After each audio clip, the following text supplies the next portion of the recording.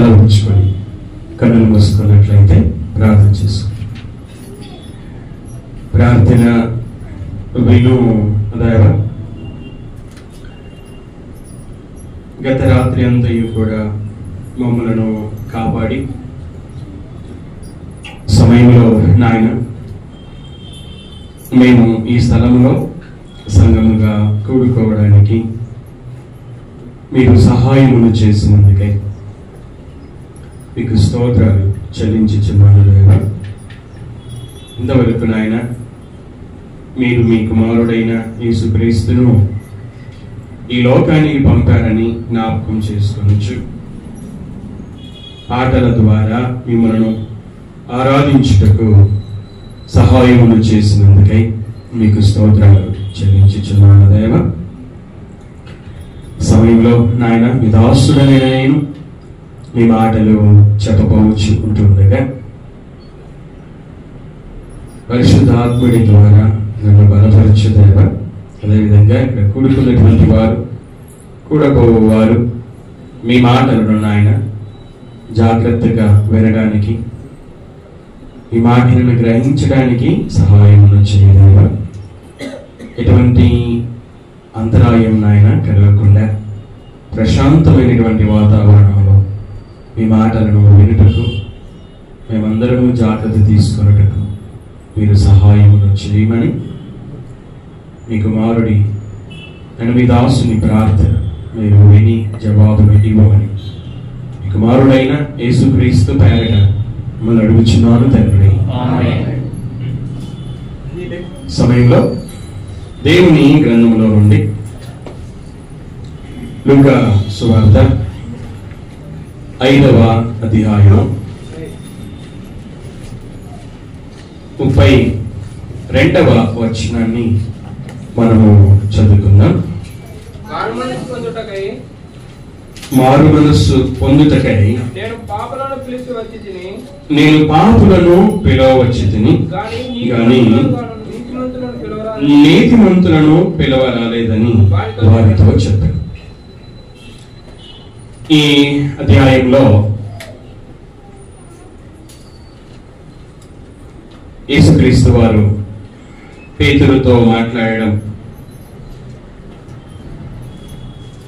అదేవిధంగా కుష్ఠరోగిని శుద్ధి చేయడం, అలాగే పక్షవాయువు గల వ్యక్తిని స్వస్థపరచడాన్ని మనము 1వ వచనం నుంచి 26వ వచనం వరకు ఈ ప్రాముఖ్యమైనటువంటి సంఘటనలను మనం చూస్తాం. 27 నుంచి 32 వరకు యేసుక్రీస్తు వారు లేవి లేక మత్తయిని తనను వెంబడించమని పిలవడాన్ని మనం చూస్తాం. మనం చదువుకున్నటువంటి 32వ వచనంలో యేసుక్రీస్తు వారు ఎందుకు పంపబడ్డాడో చాలా స్పష్టంగా వ్రాయబడి ఉంది. సందర్భాన్ని మనము ఆలోచిస్తే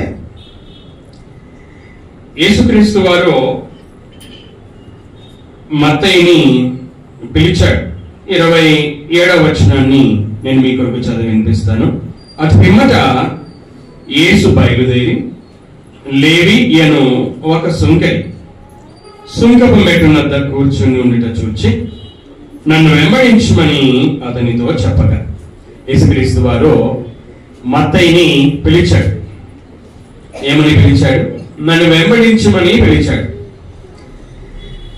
మత్తయి సమస్తమును విడిచిపెట్టాడు, యేసుక్రీస్తును వెంబడించాడు. తర్వాత మత్తయి యేసుక్రీస్తు వారికి తన ఇంట గొప్ప విందు చేశాడు. ఆ విందుకు యేసుక్రీస్తు వారు వచ్చారు, ఆయన శిష్యులు వచ్చారు, సుంకరులు వచ్చారు, పాపులు వచ్చారు. ఈ సుంకరులు పాపులు యేసుక్రీస్తుతో మరి శిష్యులతో కూడా భోజనానికి కూర్చున్నారు. 30వ వచనం మనం చదువుకుంటే పరిసయ్యులను వారి శాస్త్రులను ఇది చూశాను.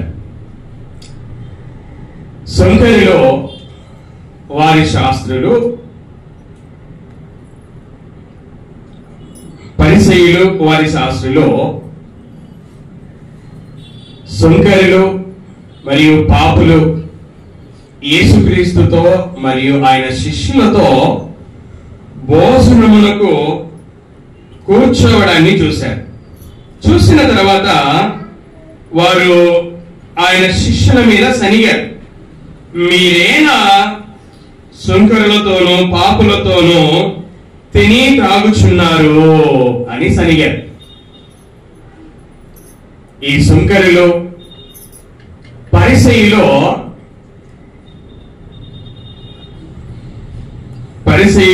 శాస్త్రులు ఈ సుంకరులతోనూ పాపులతోనూ కలిసి భోజనము చేయరు. అయితే యేసుక్రీస్తుతో ఆయన శిష్యులతో ఈ సుంకరులు పాపులు కలిసి భోజనము చేయించు ఉండడాన్ని చూసినటువంటి వీరు సనిగినప్పుడు యేసుక్రీస్తు వారు వారితో అంటున్నాడు 31వ వచనంలో, రోగులకే గాని ఆరోగ్యము గల వారికి వైద్యుడు అక్కరలేదు. ఇక్కడ ఎవరు రోగులు అంటే సుంకరులు రోగులు, పాపులు రోగులు. శరీర సంబంధమైనటువంటి రోగులు కాదు, కానీ ఆత్మ సంబంధమైనటువంటి రోగులు. అందుకే యేసుక్రీస్తు వారు అంటున్నారు, రోగులకే గాని ఆరోగ్యం గల వారికి వైద్యుడు అక్కరలేదు. వారు ఆత్మ సంబంధమైన రోగంతో ఉన్నారు. వారికి ఆత్మ సంబంధమైన వైద్యము చేయడానికి నేను వచ్చాను, ఆత్మ సంబంధమైన వైద్యుడి అవసరము అని మాట్లాడుతున్నాడు. 32వ వచనంలో, మారు మనస్సు పొందుటకై నేను పాపులను పిలవచ్చి తిని గాని నీతిమంతులను పిలవరాలేదని వారితో చెప్పాను. యేసుక్రీస్తు వారు వచ్చారు అట. ఎందుకు వచ్చారట? పిలవడానికి వచ్చాడు. ఎవరిని పిలవడానికి వచ్చాడట? పాపులను పిలవడానికి వచ్చాడట. పాపులను ఎందుకు పిలవడానికి వచ్చాడట? వారు మారు మనసు పొందాలని. దేవుడు యేసుక్రీస్తును ఈ లోకానికి పంపడంలో ఉన్నటువంటి ప్రాముఖ్యమైనటువంటి విషయం ఏమిటి అంటే, మారు మనస్సు పొందుటకై పాపులను పిలవడము. అంటే పాపులు మారు మనస్సు పొందాలి.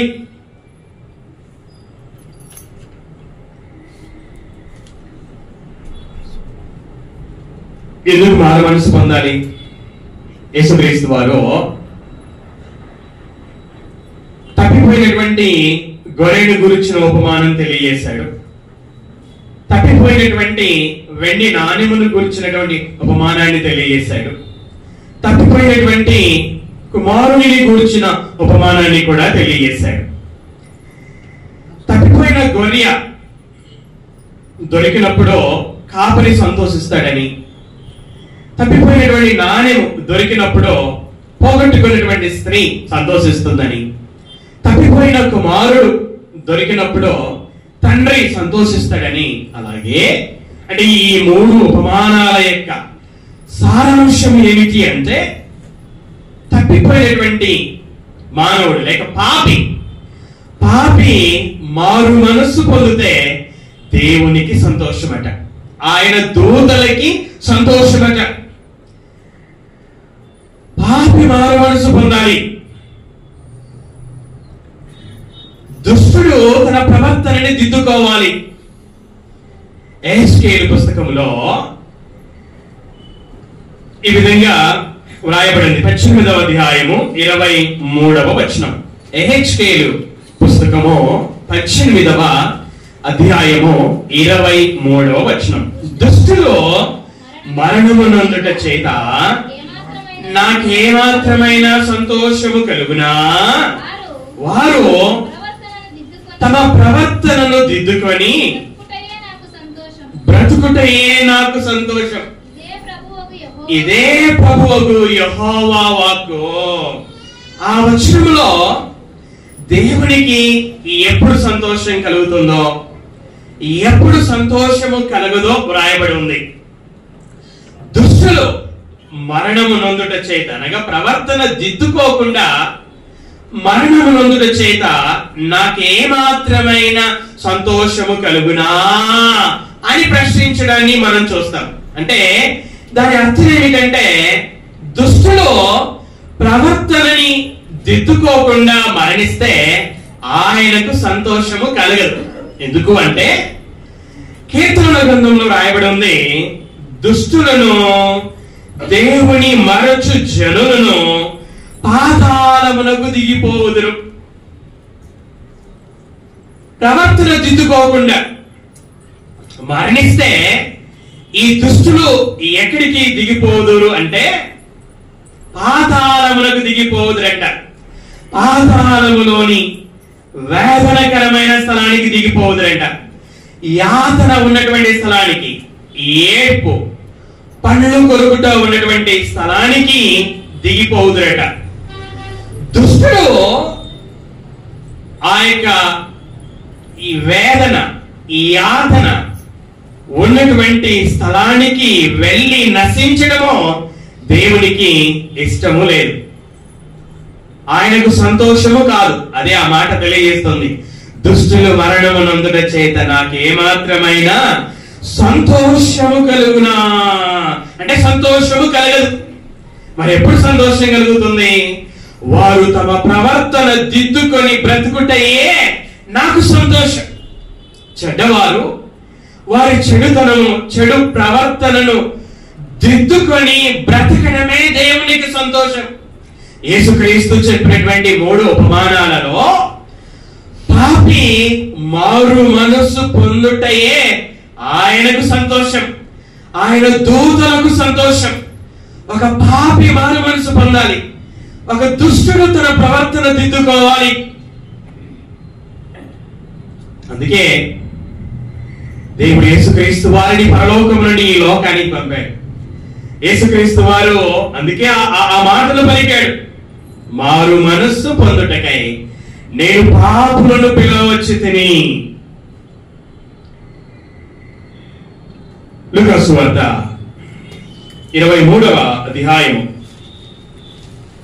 39వ వచనాన్ని మనము చదువుకుందాం. దానికన్నా మునుపుగా 33వ వచనాన్ని మనము చదువుకుందాం.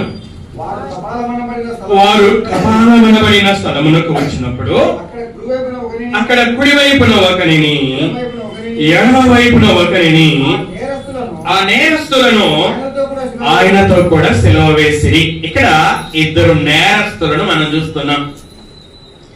ఏం చేశారట? యేసుక్రీస్తుని సిలువ వేసినప్పుడు ఆయన కుడివైపున ఒక నేరస్తుని, ఎడమ వైపున ఒక నేరస్తుని సిలువ వేశారు. 2 నేరస్తులను మనం చూస్తున్నాం. బైబిల్ వీరి గురించి ఏమని రాసిందంటే నేరస్తులు అని రాసింది. ఏం నేరం చేశారు వీళ్ళు? బందిపోటు దొంగలు వీరు, దారి దోపిడి దొంగలు వీరు, బలాత్కారంగా అవసరమైతే చంపి కూడా దొంగతనం చేసినటువంటి వారు వీరు. బైబిల్లో రాయబడి ఉంది అక్రమకారులు అని. అంటే క్రమము కాని పనులు చేసేవారు వీరు, దుష్టులు వీరు, ధర్మానికి విరోధులు వీరు. వీరిరువురు కూడా యేసుక్రీస్తుతో పాటు సిలువ వేయబడ్డారు. ఇక్కడ మనము 2 నేరస్తులను మనం చూస్తున్నాం. ఏం నేరం చేశారో మనం చూసాం. వీరు నేరం చేశారు కనుకనే, వీరు పాపం చేశారు కనుకనే ఆనాటి రోమా ప్రభుత్వము వీరికి శిలువ శిక్షను విధించింది. వారు శిలువ శిక్షను అనుభవించారు. వీరిద్దరి జీవితాలను మనం చూసినట్లయితే ప్రారంభములో ఇద్దరు కూడా యేసుక్రీస్తును దూషించారు.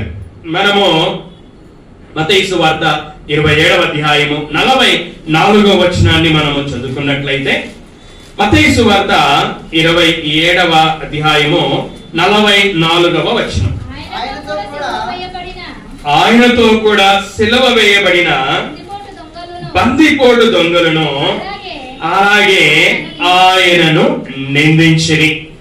ఇద్దరు బందిపోటు దొంగలను మనం చూస్తున్నాం. వీరు ఇద్దరు కూడా యేసుక్రీస్తును నిందించారు. శాస్త్రులు, పెద్దలు, ప్రధాన యాజకులు ఆయనను అపహసించారు. ఆ మార్గంలో వెలుచున్నటువంటి వారు అపహసించారు. అలాగే ఈ బందిపోటు దొంగలు కూడా ఆయనను నిందించారు. మనం లూకా సువార్త 23వ అధ్యాయము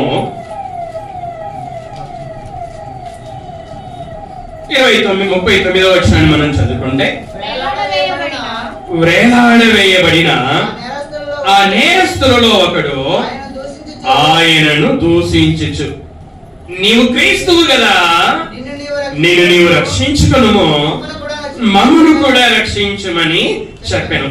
39వ వచనంలో ఒకడు ఆయనను దూషించుచు ఉండడాన్ని మనం చూస్తున్నాం. మత్తయి సువార్త 27వ అధ్యాయం 44వ వచనంలో ఇద్దరు బందిపోటు దొంగలు ఆయనను ఆరాధించారు.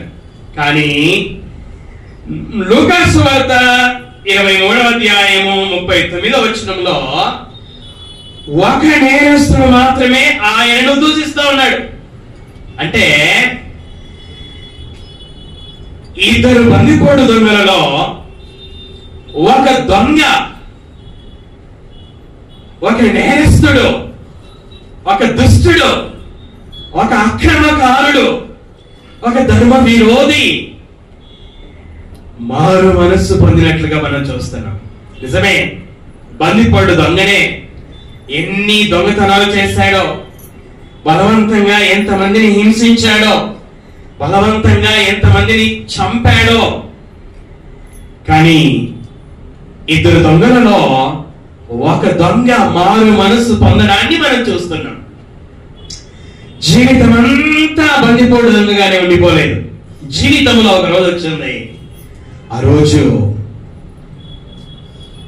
తన జీవితాన్ని మార్చుకున్నట్లుగా మనం చూస్తున్నాం.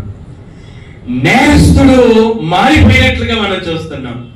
బందిపోటు దొంగ మారిపోయినట్లుగా మనం చూస్తున్నాం. అక్రమకారుడు మారిపోయినట్లుగా మనం చూస్తున్నాం. ధర్మ విరోధి మారిపోయినట్లుగా మనం చూస్తున్నాం.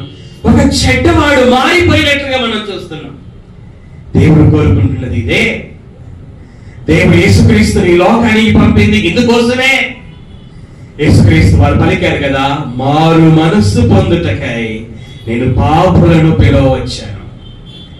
దొంగ మారు మనస్సు పొందాడు. మారు మనస్సు పొందాడు అని మనం ఎలా చెప్పగలము? 41వ వచనంలో మారు మనస్సు పొందిన దొంగ మారు మనస్సు పొందని దొంగతో మాట్లాడుతున్నటువంటి మాటలను మనము చూస్తాం. చూడండి, మనకైతే ఇది న్యాయమే, మనకైతే ఇది న్యాయమే. ఈ శిలువ శిక్ష మనకైతే ఇది న్యాయమే.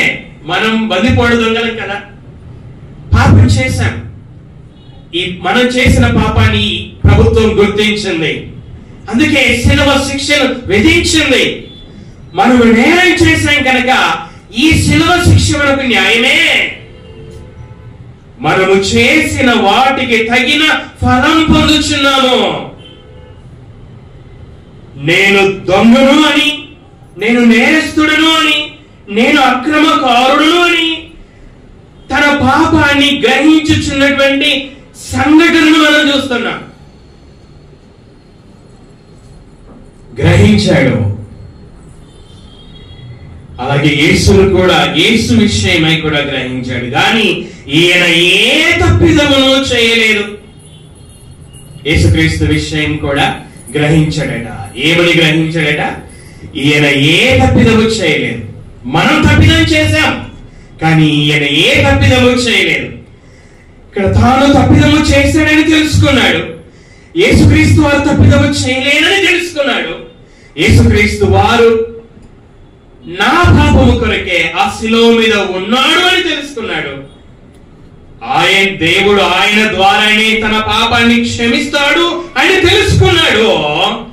ఆయన ద్వారానే పాప శిక్ష నుండి రక్షణ అని తెలుసుకున్నాడు. అందుకే అడుగుతున్నాడు. ఏమని అడుగుతాను? 42వ వచనంలో, యేసు నీవు నీ రాజ్యములోనికి వచ్చినప్పుడు నన్ను జ్ఞాపకము చేసుకొనుము. మారు మనసు పొందాడు అనడానికి ఈ 41 మరియు 42 వచనాల్లో ఉన్నటువంటి మాటలు సూచనలుగా ఉన్నాయి. ఒక పాపి మారు మనసు పొందాడు. దేవుడు సంతోషపడ్డాడు. ఆయన దూతలు సంతోషపడ్డాయి. ఈ బందిపోటు దొంగ తన పాప విషయమై మారు మనస్సు పొందినప్పుడు అపోస్తలుల కార్యములు 8వ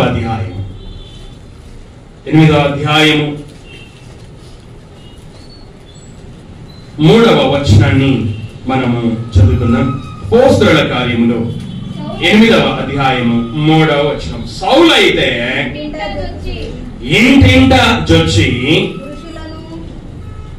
పురుషులను స్త్రీలను ఈడ్చుకొని పోయి చెరసాలలో వేయించి సంఘమును పాడు చేయుచుండెను.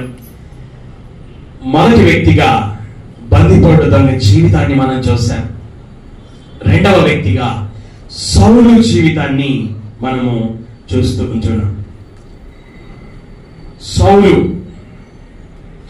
తిమోతికి మొదటి పత్రికను రాస్తూ మొదటి అధ్యాయములో తనను గురించి తాను ఏమని రాసుకున్నాడంటే, నేను ప్రధాన పాపిని అని రాసుకున్నాడు.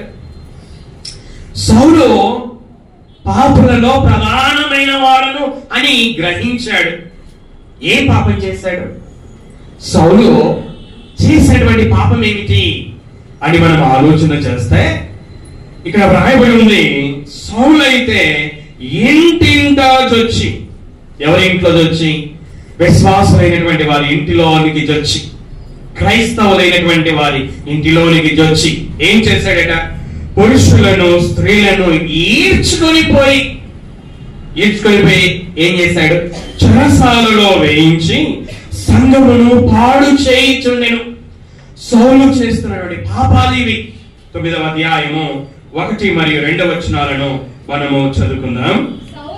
సౌలు ఇంకను ప్రభు యొక్క శిష్యులను బెదిరించుటయును హత్య చేయుటయును తనకు ప్రాణాధారమైనట్టు ప్రధాన యాజకుని యొద్దకు వెళ్ళి ఈ మార్గమందున్న పురుషులనైనను స్త్రీలనైనను కనుగొనిన ఎడల వారిని బంధించి యెరూషలేమునకు తీసుకుని వచ్చుటకు దమస్కులోని సమాజముల వారికి పత్రికలేమని అడిగాను.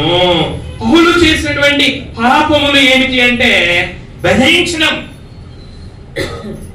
దేవుని పిల్లలను బెదిరించడం, హత్య చేయడం. ప్రాణానికి ఆధారము రక్తం, రక్తానికి ఆధారము ఆహారం. కానీ ఇక్కడ పౌలు ప్రాణానికి ఆధారం ఏంటంటే దేవుని పిల్లలని బెదిరించడమే తన ప్రాణానికి ఆధారంగా పెట్టుకున్నాడు. వారిని హత్య చేయడమే తన ప్రాణానికి ఆధారంగా పెట్టుకున్నాడు. వారిని బంధించి యెరూషలేమునకు తీసుకొని రావడమే తన ప్రాణానికి ఆధారంగా పెట్టుకున్నాడు. పౌలు యొక్క పాపములు, ప్రధాన పాపిని, పాపులలో ప్రధాన పాపిని అన్నాడు. ఏం పాపాలు చేశాడో మనం చూస్తూ ఉన్నాం. 22వ అధ్యాయం, ఇదే పుస్తకం 22వ అధ్యాయం 4 మరియు 5 వచనాలను మనం చదువుకుందాం.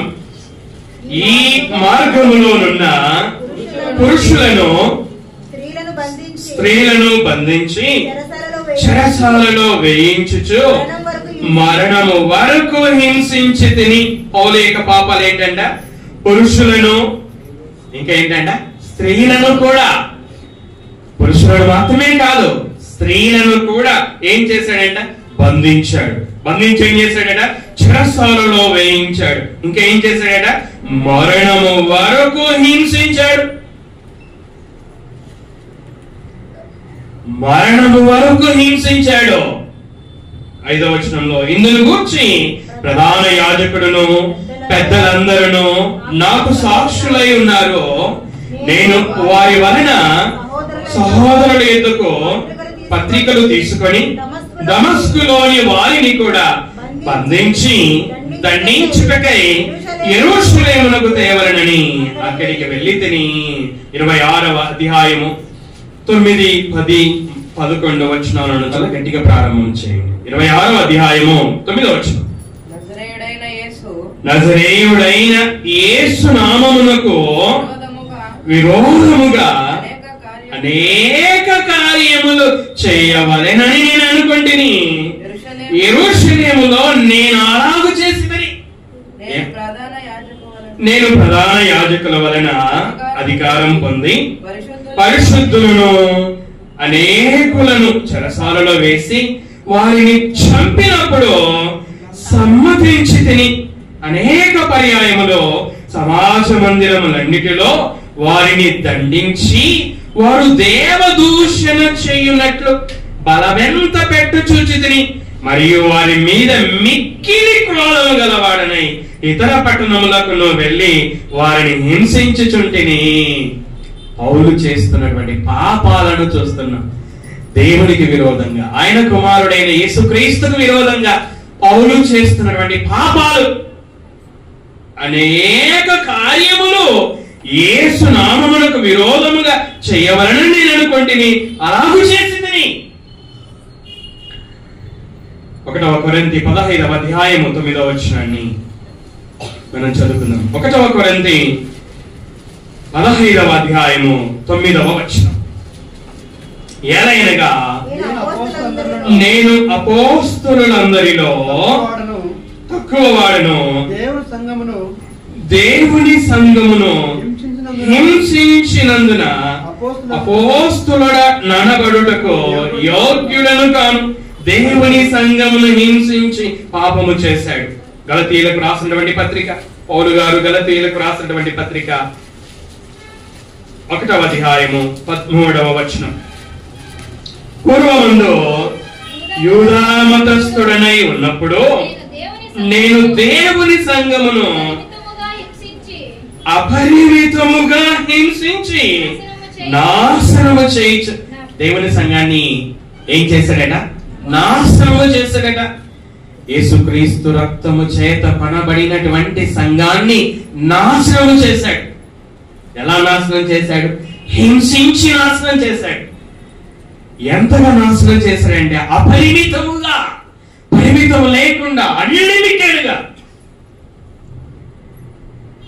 అపరిమితముగా సంఘాన్ని హింసించి నాశనం చేశాడట. అందుకే పౌలు పాపులను రక్షించుటకు యేసుక్రీస్తు లోకానికి వచ్చాడు. ఆ పాపులలో నేను ప్రధానమైన పాపిని అన్నాడు. చూడండి, 1వ తిమోతి 1వ అధ్యాయము 12వ వచనాన్ని మనము చదువుకుందాం. పూర్వము దూషకుడను హింసకుడను హానికరుడనైన నన్ను. పౌలు ఎటువంటి వాడంట? దూషకుడను, దేవుని పిల్లలని దూషించినటువంటి వాడు, హింసించినటువంటి వాడు, హాని చేసినటువంటి వాడు. 15వ వచనంలో పాపులను రక్షించుటకు క్రీస్తు యేసు లోకమునకు వచ్చెనను వాక్యము నమ్మదగినదియో పూర్ణాంగీకారమునకు యోగ్యమైనదియునై ఉన్నది. అట్టి వారిలో అంటే పాపులలో నేను ప్రధానుడను. అయినను నిత్య జీవము నిమిత్తము తనను విశ్వసింపబో వారికి నేను మాదిరిగా ఉండులాగున యేసుక్రీస్తు తన పూర్ణమైన దీర్ఘశాంతమును ఆ ప్రధాన పాపినైన నా యందు కనుపరుచున్నట్లు నేను కనికరింపబడితిని. ప్రధాన పాపినైన నా యందు ఎన్ని పాపాలు చేశాడో మనం చదువుకున్నాం. అయితే దేవునికి స్తోత్రం, ఒకరోజు పాపాలు చేస్తున్నటువంటి పౌలు నేను ప్రధాన పాపిని అని తెలుసుకున్నాడు. తన పాపములను గ్రహించాడు. బందిపోటు దొంగ, దారిదోపిడి చేశాడు, నేరం చేశాడు, అక్రమకారుడిగా బ్రతికాడు. కానీ ఒకరోజు నేను బందిపోటు దొంగను అని తెలుసుకున్నాడు. మనసును మార్చుకున్నాడు. సౌలు అనేక పాపాలు చేశాడు, కానీ ఒకరోజు నేను ప్రధాన పాపిని అని తెలుసుకున్నాడు. తెలుసుకోవడం మాత్రమే కాదు, ఇలాంటి జీవితం జీవించినటువంటి పౌలు గారు ఒక దుష్టుడిగా, ఒక పాపిగా జీవించినటువంటి సౌలు మరణిస్తే పాతాళానికి దిగిపోవాలి, మరణిస్తే పాతాళంలోని వేదనకరమైన స్థలానికి, యాతన అనుభవించే స్థలానికి, ఏడ్పు పండ్లు కొరుకుట ఉండే స్థలానికి వెళ్ళాలి, ఆరని అగ్నిలో నిత్యము శిక్షను అనుభవించాలి. కానీ దేవుడు కనికరించాడు, పౌలుని కనికరించాడు. పౌలు తాను పాపి అని తెలుసుకునేట్లుగా చేశాడు. పౌలు తన పాపము నుండి, తన పాప జీవితం నుండి మనస్సును మార్చుకున్నాడు. యేసుక్రీస్తు వారు అన్నారు, మారు మనస్సు పొందుటకై నేను పాపులను పిలవవచ్చాను. పాపులు మారు మనస్సు పొందాలని వారిని పిలవవచ్చాను అని యేసుక్రీస్తు వారు చెప్పారు కదా. రోగులకే వైద్యుడు కావాలి, ఆరోగ్యం గల వారికి వైద్యుడు అవసరమో లేదు. పౌలు ఆత్మ సంబంధమైన రోగిగా ఉన్నాడు. బందిపోడు దొంగ ఆత్మ సంబంధమైన రోగిగా జీవించాడు. ఆత్మ సంబంధమైన వారి రోగాన్ని తీసివేయడానికే ఆత్మ సంబంధమైన వైద్యుడిగా దేవుడు యేసుక్రీస్తు వారిని ఈ లోకానికి పంపాడు. యేసుక్రీస్తు వారు ఆత్మ సంబంధమైన వైద్యుడిగా ఆత్మ సంబంధమైన వైద్యాన్ని వారికి చేశాడు. పౌలు తాను పాపిని గ్రహించాడు, తన పాప విషయమై మనస్సును మార్చుకున్నాడు. పాపాలు చేసేవాడు పాపాలు చేయడం మానేశాడు, బెదిరించేవాడు బెదిరించడం మానేశాడు, ఇంటింటికి వెళ్ళేవాడు ఇంటింటికి వెళ్ళడం మానేశాడు, ఇంటింటికి వెళ్ళి పురుషులను స్త్రీలను ఈడ్చుకొని ఆ చెరసాలలో వేసేవాడు అలా చేయడం మానేశాడు, వారిని మరణం వరకు హింసించేవాడు అలా చేయడం మానేశాడు. తాను చేస్తున్న పాపపు పనులను మానివేశాడు, తన మనస్సును మార్చుకున్నాడు, మారు మనస్సు పొందాడు. ప్రధానమైనటువంటి పాపం చూడండి, అపోస్తలుల కార్యములు 9వ అధ్యాయం 11వ వచనం. 9వ అధ్యాయం 11వ వచనం. అపోస్తలుల కార్యములు 9వ అధ్యాయం 11వ వచనం. అందుకు అతడు, ప్రభువా ఇదిగో నేనున్నానని. అందుకు ప్రభువు, నీవు లేచి తిన్ననిదనబడిన వీధికి వెళ్ళి యూదా అనువాని ఇంట తార్సు వాడైన సౌలు అనువాని కొరకు విచారించుము. ఇదిగో అతడు ప్రార్థన చేయించున్నాడు. దేవునికి స్తోత్రం. సౌలు ఏం చేస్తున్నాడంటే ఇక్కడ ప్రార్థన చేయించున్నాడు. ఎవరి నామమున ప్రార్థన చేస్తున్నాడు? యేసు నామమున దేవునికి ప్రార్థన చేస్తున్నాడు. అంతకు మునుపు యేసు నామమునకు విరోధముగా అనేక కార్యాలు చేయాలని అనుకున్నాడు, యెరూషలేములో అలాగూ చేశాడు. కానీ అదే నామమున దేవునికి ప్రార్థన చేస్తున్నాడు. గమనించండి, ఒక ప్రధాన పాపిలో వచ్చినటువంటి మార్పును గమనించండి. యేసునామమున యేసునామానికి విరోధముగా అనేకమైన కార్యాలను చేసినటువంటి వాడు ఇప్పుడు ఏం చేస్తున్నాడు? యేసునామమున ప్రార్థన చేస్తూ ఉంటున్నాడు. ప్రధాన పాపి మారు మనసు పొందాడు. ఇంకా ఏం చేస్తున్నాడు చూడండి, 18వ వచనం, అదే అధ్యాయము 18వ వచనం. అప్పుడే అతని కన్నుల నుండి పొరల వంటివి రాలగా దృష్టి కలిగి లేచి బాప్తిస్మము పొందెను. తర్వాత ఆహారము పుచ్చుకొని బలపడెను. ఏం చేశాడు? మొదటిది ప్రార్థన చేశాడు, రెండవది బాప్తిస్మం పొందాడు. పాపిని గ్రహించాడు. పాప విషయంలో ఇక పాపం చేయకూడదని తన మనస్సును మార్చుకున్నాడు. ప్రార్థన చేశాడు. ఆ ప్రార్థనలో తన పాపాన్ని ఒప్పుకొని ఉండవచ్చు, ఆ పాపాన్ని విడిచిపెట్టి ఉండవచ్చు. ఇప్పుడు ఇక్కడ బాప్తిస్మం పొందాడు. పాప జీవితాన్ని బాప్తిస్మం ఆ నీటిలో సమాధి చేసేశాడు. దేవుని వలన కొత్తగా జన్మించాడు. పాపి మారు మనసు పొందడాన్ని మనం చూస్తున్నాం. చూడండి, ఇంకా ఏం చేశాడట? 20వ వచనాన్ని మనం చదువుకుందాం. 20వ వచనం. వెంటనే సమాజ మందిరములలో యేసే దేవుని కుమారుడని ఆయనను గూర్చి ప్రకటించుచూ వచ్చెను. మారు మనసు పొందక మునుపు యేసే దేవుని కుమారుడని ప్రకటిస్తున్నటువంటి వారి ఇళ్లలోనికి వెళ్ళాడు. పురుషులని స్త్రీలని చూడకుండా వారిని ఈడ్చుకొని పోయాడు. వారిని చెరసాలలో వేయించాడు.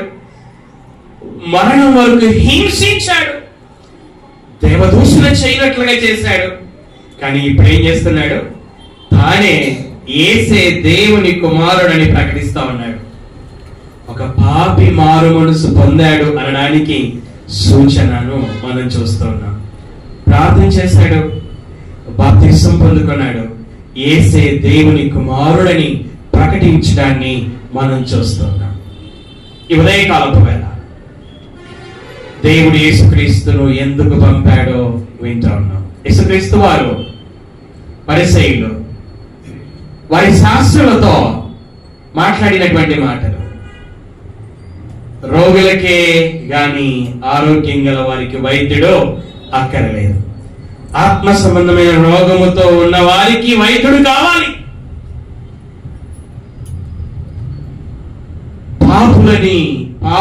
పాపులకి ఆత్మ సంబంధమైన వైద్యుడు కావాలి. నేను పాపులను పిలవచ్చాను, నీతిమంతులను పిలువ రాలేదు. పాపులు మారు మనసు పొందాలని వారిని పిలవచ్చాను. పాపులు మారు మనసు పొందాలి. ఒక దుష్టుడు తన ప్రవర్తనను దిద్దుకోవాలి. అప్పుడే పాతాళములోని వేదనకరమైన స్థలానికి వెళ్ళకుండా ఉండగలడు. పాపి మారు మనస్సు పొందాలి. ఒక బందిపోటు దొంగ మారు మనసు పొందడాన్ని మనం చూస్తాం.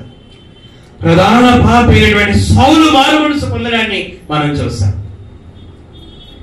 చివరిగా లూకా సువార్త 19వ అధ్యాయము 7వ వచనాన్ని మనము చదువుకున్నాం. లూకా సువార్త 19వ అధ్యాయము 7వ వచనం.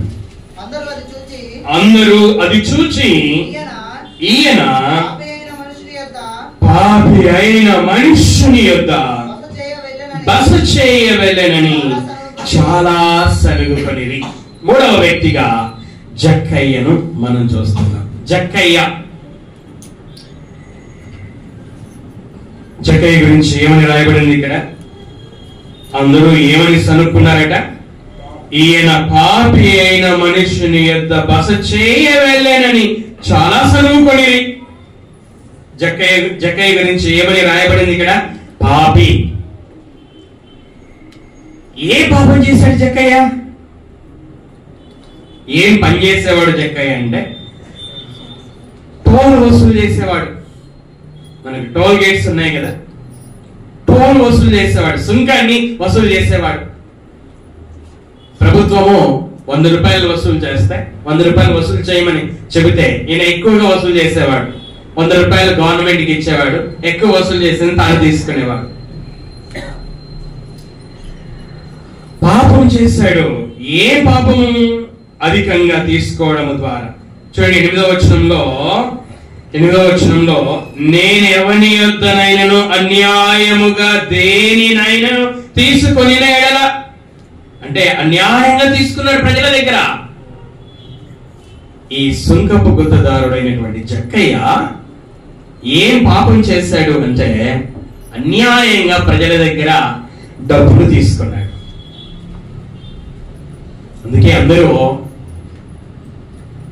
పాపి అని చెప్పారు. నిజమే, జక్కయ్య పాపం చేశాడు, పాపి అని పిలువబడ్డాడు. కానీ జీవితాంతం పాపం చేస్తూనే జీవించలేదు. జీవితాంతం పాపిగానే పిలువబడలేదు. ఒకరోజు తన పాపాన్ని తెలుసుకున్నాడు. ఒకరోజు తన తన పాప విషయమై మనసును మార్చుకున్నాడు. ఒకరోజు తన పాపాన్ని ఒప్పుకున్నాడు, విడిచిపెట్టేశాడు. యేసుక్రీస్తు వారితో ఏమంటున్నాడు చూడండి. పాపి అయిన జక్కయ్య మారు మనసు పొందాడు. మారు మనసు పొందాడు అని ఎలా అర్థమవుతుంది? ఎలా అర్థమవుతుంది చూడండి. 8వ వచనం చూడండి. 8వ వచనం. జక్కయ్య నిలవబడి యేసుక్రీస్తు వారితో మాట్లాడుతున్నాడు. యేసుక్రీస్తు వారు అతని ఇంటికి వెళ్ళాడు. యేసుక్రీస్తు వారి ఇంట్లో ఉన్నాడు. జక్కయ్య యేసుక్రీస్తుతో మాట్లాడుతున్నాడు. ఏమని మాట్లాడుతున్నాడు? ఇదిగో ప్రభువా, నా ఆస్తిలో సగము పేదలకు ఇచ్చుచున్నాను. ఇక్కడ ఆగుదాం మనం. నా ఆస్తిలో సగము పేదలకు ఇచ్చుచున్నాను. మారు మనసు పొందాడు. ఇంతకు మునుపు పేదల దగ్గర తీసుకున్నాడు అన్యాయంగా. ఇప్పుడు ఏం చేస్తున్నాడు? అన్యాయంగా తీసుకున్నటువంటి జక్కయ్య ఇప్పుడు ఇస్తూ ఉన్నాడు. తీసుకున్నటువంటి జక్కయ్య, ప్రజల దగ్గర నుంచి తీసుకున్న జక్కయ్య ఇప్పుడు ప్రజలకు ఇస్తూ ఉన్నాడు. ఇదే అండి మారు మనసు. అన్యాయంగా తీసుకున్నటువంటి జక్కయ్య ఇప్పుడు ప్రజలకు ఇచ్చుచూ ఉన్నాడు. మనసు మారడం అంటే ఇదే. ఇంకా చూడండి ఏమంటున్నాడు? నా ఆస్తిలో సగం బీదలకు ఇచ్చుచున్నాను. నీ ఆస్తిని బీదలకు ఇవ్వడం అంత సులువేం కాదు. ఒక యవనస్తుడు, ఒక అధికారి, మిగుల ఆస్తి పరుడు పరిగెత్తుకుంటూ యేసుక్రీస్తు దగ్గరికి వచ్చాడు. ప్రభువా, నేను నిత్యము జీవించాలి, మరణం తర్వాత ఆ నిత్య జీవానికి నేను వారసులు కావాలి అంటే నేనేం చేయాలి అని అడిగాడు. అప్పుడు యేసుక్రీస్తు వారు దేవుని ఆజ్ఞలను గైకొను, దొంగతనం చేయవద్దు, వ్యభిచారం చేయవద్దు, అబద్ధ సాక్ష్యం పలకవద్దు, తల్లిదండ్రులను సన్మానించు, దేవుని ఆరాధించు, సృష్టిని కాకుండా సృష్టిని చేసిన దేవుణ్ణి ఆరాధించు, ఇలా చేయి, ఈ ఆజ్ఞలను గైకొను అని చెప్పినప్పుడు ప్రభువా, నేను బాల్యము నుండే మా తల్లిదండ్రులు నాకు ఈ ఆజ్ఞలు నేర్పించారు, బాల్యము నుండే నేను ఈ ఆజ్ఞలన్నీ కూడా నెరవేర్చాను, ఇంకా నాకేం కొదువు ఉంది అని అన్నప్పుడు యేసుక్రీస్తు వారు, నువ్వు పరిపూర్ణుడవు అగుటకు కోరిన ఎడల నీ ఆస్తిని అమ్మి బీదలకు ఇచ్చేసి, నీ ఆస్తిని అమ్మి బీదలకు ఇచ్చేసి నన్ను వెంబడించు అన్నాడు. ఆ ధనవంతుడు, ఆ యవనస్తుడు, ఆ మిగుల ఆస్తిపరుడు యేసు చెప్పినట్లు చేయలేకపోయాడు. తన ఆస్తిని అమ్మి బీదలకు ఇవ్వలేకపోయాడు. యేసు కన్నా ఆస్తిని ఎక్కువ ప్రేమించాడు. నిత్య జీవాని కన్నా ఆస్తిని ఎక్కువగా ప్రేమించాడు. కానీ ఇక్కడ జక్కయ్య నా ఆస్తిలో సగం ఎంతంటున్నాడు? నా ఆస్తిలో సగం బీదలకు ఇచ్చుచున్నాను అన్నాడు. ఇంతవరకు తీసుకున్నాడు న్యాయంగా, కానీ ఇప్పుడు ఆస్తిలో సగం ఇస్తానని చెప్తున్నాడు. ఇంతవరకు తీసుకున్నాడు, ఇప్పుడు ఇస్తానంటున్నాడు. మారు మనస్సు ఇది. ఇంకా ఏమంటే బైబిల్లో ఇలాగ ధనము కోసం పాపాలు చేసినటువంటి వారిని మనం చూస్తాం. గేహాజీ ధనము కోసము అబద్ధం ఆడినట్లుగా మనం చూస్తాం. ఆకాను ధనం కోసం పాపం చేసినట్లు, దొంగతనం చేసినట్లుగా మనం చూస్తాం. కానీ ఇక్కడ జక్కయ్య మార్పు పొందాడు అనడానికి ఆధారం ఏమిటంటే, అన్యాయంగా తీసుకునేవాడు ఇప్పుడు ఏం చేస్తున్నాడు? ప్రజలకు సగం, బీదలకు సగం ఇస్తాను అని చెప్తా ఉన్నాడు. పాపే, నిజమే పాపం చేశాడు, కానీ మారు మనస్సు పొందాడు. దేవుడు ఏం కోరుకుంటున్నాడో ఆ మారు మనస్సును పొందాడు. చూడండి ఇంకా 8వ వచనంలో నేనెవని యొద్దనైనను అన్యాయముగా దేనినైనను తీసుకొనిన ఎడల అతనికి 4 గంటలు మరలా చెల్లింతునని ప్రభువుతో చెప్పెను. అన్యాయముగా దేనినైనను తీసుకొనిన ఎడల తీసుకున్న జక్కయ్య ఇప్పుడు ఏమంటున్నాడు 4 గంటలు, అతనికి 4 గంటలు మరలా ఇస్తున్నాడు. ఇప్పుడు తీసుకున్న జక్కయ్య ఏమంటున్నాడు? నేను 4 గంటలు తిరిగి ఇస్తాను అని చెప్తున్నాడు. పాపి అయినటువంటి జక్కయ్య తన పాప విషయమై మనసును మార్చుకున్నాడు. యేసుక్రీస్తు వారు మారు మనస్సు పొందుటకై పాపులను పిలవడానికి పరలోకము నుండి ఈ లోకానికి దేవుని చేత పంపబడ్డాడు. 3 వ్యక్తుల జీవితాలను మనం చూసాం. బందిపోటు దొంగ జీవితాన్ని చూసాం, సౌలు జీవితాన్ని మనం చూసాం, జక్కయ్య జీవితాన్ని మనం చూసాం. ఈ 3 కూడా పాపాలు చేశారు. దేవునికి వ్యతిరేకమైన, కుటుంబాలకు వ్యతిరేకమైన పాపాలు చేశారు. కానీ ఒక విషయం, జీవితం అంతా పాపాలు చేస్తూనే బ్రతకలేదు. జీవితం అంతా బందిపోటు దొంగగా పిలువబడలేదు. జీవితం అంతా ప్రధాన పాపి అనే పౌలు పిలువబడలేదు. జీవితం అంతా ఒక పాపిగానే జక్కయ్య పిలువబడలేదు. ఒక రోజు వచ్చిన వారి జీవితంలో వారు పాపులు అని గ్రహించారు.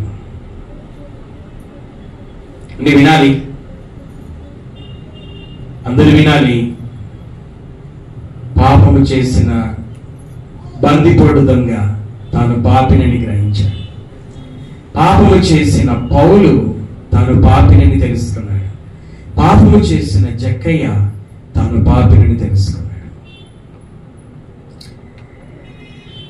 తెలుసుకోవడం ఒక విషయం, రెండవది అంతకంటే ప్రాముఖ్యమైనది ఆ పాపం విషయంలో మారు మనసు పొందడం ప్రాముఖ్యమైనది. పాపినని తెలుసుకొని మరలా పాపాలు చేయలేదు. కానీ పాపినని తెలుసుకున్న తర్వాత ఇక పాపము చేయకుండా మనసును మార్చుకున్నాడు. బందిపోటు దొంగ దారి దోపిడీ చేశాడు. కానీ ఒకరోజు వచ్చింది, పాపినని తెలుసుకున్నాడు. ఇక దారి దోపిడీ చేయడం మానుకున్నాడు, మారు మనస్సు పొందాడు. పౌలు యేసు నామమునకు, సౌలు గారు యేసు నామానికి వ్యతిరేకంగా అనేక కార్యాలు చేశాడు. ఒకరోజు వచ్చింది, నేను చేస్తున్నది పాపం అని తెలుసుకున్నాడు. తెలుసుకున్న తర్వాత ఏం చేశాడు? యేసు నామానికి వ్యతిరేకంగా పాపాలు చేయడం ఆపివేశాడు. అది మారు మనస్సు. జక్కయ్య అన్యాయంగా తీసుకున్నాడు అని ఒకరోజు నేను చేస్తున్నది పాపమని తెలుసుకున్నాడు. అన్యాయంగా తీసుకున్నవాడు తీసుకోకుండా తిరిగి ఇవ్వడం ప్రారంభం చేశాడు. మారు మనస్సు పొందాడు. మనం చూసినటువంటి ఈ 3 కూడా పాపం చేసినటువంటి వారే. కానీ వారి పాపాన్ని గ్రహించారు.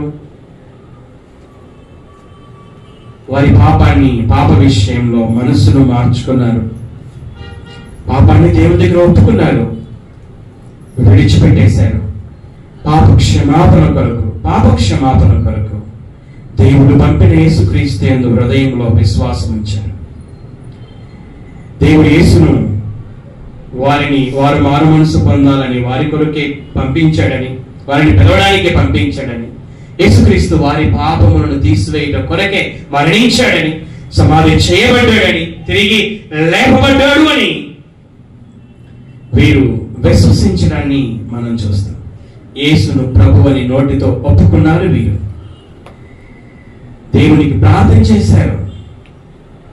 దేవా, పాపినైన నన్ను కరుణించు, పాపినైన నన్ను మీ కుమారుడైన యేసు రక్తము ద్వారా కడిగి పవిత్రపరిచి పాపమును క్షమించు అని వాళ్ళు ప్రార్థనలు చేశారు. పాప జీవితాన్ని బాప్తిస్మంలో సమాధి చేసేశారు. దేవుని వలన క్రొత్తగా జన్మించారు. క్రొత్త సృష్టి అయ్యారు. వారు దేవుని పిల్లలయ్యారు. క్రొత్త జీవితాన్ని జీవించారు. ఇదే దేవుడు మన జీవితాలలో నుండి కోరుకొని చూపున్నది. కాబట్టి ఈ సమయంలో ఇక్కడ ఉన్నటువంటి మనం అందరం మనలను గురించి మనం పరీక్షించుకున్నాం. ఏ పాపం చేస్తూ ఉన్నామో మనం మనుషులకు తెలియని కనబడని రహస్య పాపాలు మనం ఏం చేస్తున్నామో దేవునికి తెలుసు, మన హృదయానికి తెలుసు.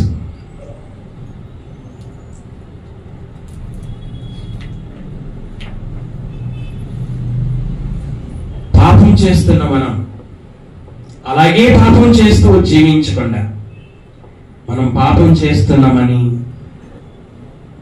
గ్రహిద్దాం, తెలుసుకున్నాం. ఆ పాపాన్ని దేవుని దగ్గర ఒప్పుకుందాం, ఆ పాపాన్ని విడిచిపెడదాం. అతిక్రమములు దాచిపెట్టేవాడు వర్ధిల్లడు. అతిక్రమములు దాచిపెడితే క్షమాపణ లేదు. అతిక్రమములను దాచిపెట్టేవాడు వర్ధిల్లడు. వాటిని ఒప్పుకొని దేవుని దగ్గర ఒప్పుకొని విడిచిపెట్టేవాడు కనికరం పొందడు. పాపాన్ని తెలుసుకొని ఆ పాపాన్ని ఒప్పుకొని విడిచిపెట్టిన వారిని దేవుడు క్షమిస్తాడు. దాచిన వాడిని కాదు క్షమించేది, ఒప్పుకొని విడిచిపెట్టే వాడిని క్షమిస్తాడు. బైబిల్లో రాయబడి ఉంది, మనము పాపము చేయలేదని చెప్పుకొనిన ఎడల మనలను మనమే మోసపుచ్చుకున్నాం. నాలో ఏ పాపం లేదు. సృష్టికర్త అయిన దేవునిని ఎరగక, సృష్టికర్త అయిన దేవుని ఆయనను పూజించకపోవడం కూడా పాపమే. దేవుడు పంపినటువంటి యేసుక్రీస్తుని ఎరగక ఆయన యందు విశ్వాసం ఉంచకపోవడం కూడా పాపమే.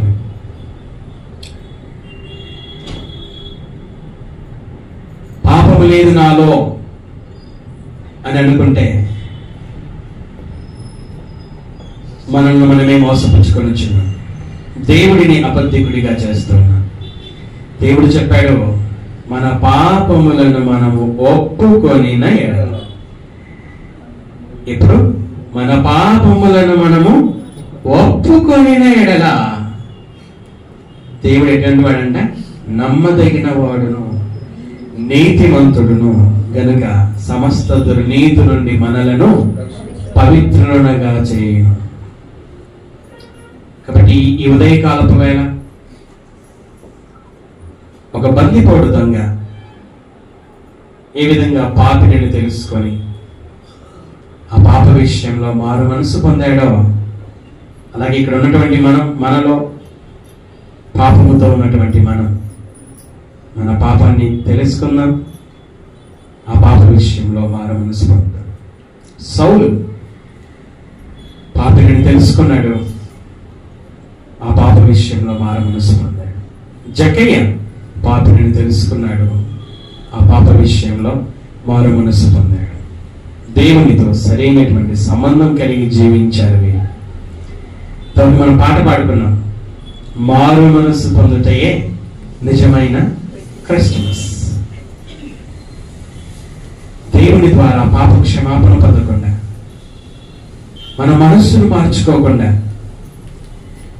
క్రొత్త బట్టలు వేసుకున్నా, భోజనాలు చేసుకున్నా, పిండి వంటలు చేసుకున్నా, పైన నక్షత్రం పెట్టుకున్నా, ఎన్ని చేసినా ప్రయోజనం లేదు.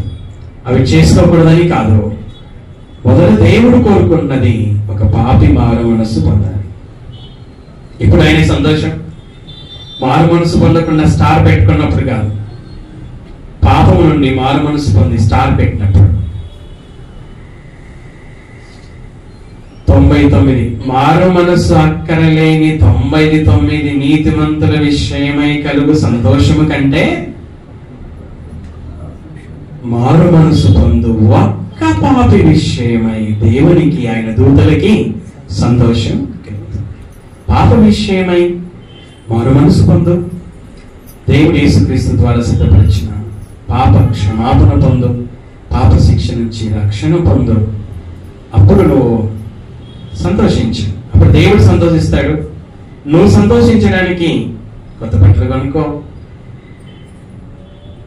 ఏమైనా చెయ్యి. కాబట్టి మరి ఒక బందిపోటు దొంగలాగా, ఒక సౌలులాగా, ఒక చెక్కయ్యలాగా మన జీవితాలను మార్చుకోవాలని ప్రభువు పేరట మనం చేస్తున్నాం. అలాగే ఇక్కడ ఉన్నటువంటి విశ్వాసమైన మనం కూడా అనేక విషయాలలో మారు మనసు పొందాలి. నిజమే, పాప విషయంలో మనం మారు మనసు పొందాం, దేవుని విషయంలో మారు మనసు పొందాం, యేసుక్రీస్తు విషయంలో మారు మనసు పొందాం. కానీ మనం కూడా అనేక విషయాలలో మారు మనసు పొందాలి. మనం కూడా రూపాంతరం చెందుతూ ఉండాలి. కాబట్టి మరి ఇక్కడ ఉన్నటువంటి మనమందరము కూడా మన మనస్సులను మార్చుకుందాం. పాప క్షమాపణ లేని వారు పాప విషయమై మారు మనసు పొందుకుందాం. పాప క్షమాపణ పొందిన వారు యేసుక్రీస్తు వలె జీవించినట్లుగా మనం రూపాంతరం చెందుకుందాం. తల వంచుకుందాం, కన్నులు మూసుకుందాం, ప్రార్థన చేసుకుందాం. అందరూ కూడా తల వంచుకుందాం, కన్నులు మూసుకుందాం.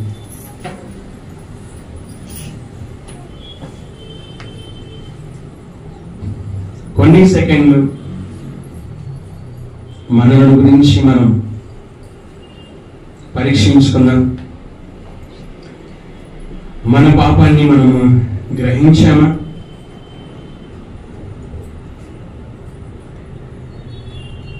అని మనల్ని మనం పరీక్షించుకుందాం.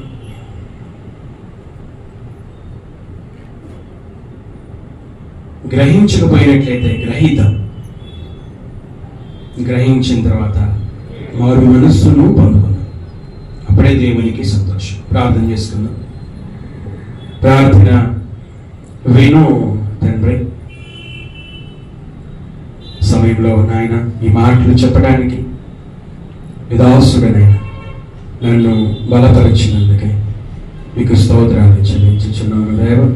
ఇక్కడ ఉన్నటువంటి వారు మీ మాటలను నాయన వినడానికి మీరు సహాయమును చేసినందుకే స్తోత్రాలు తండ్రి దేవ.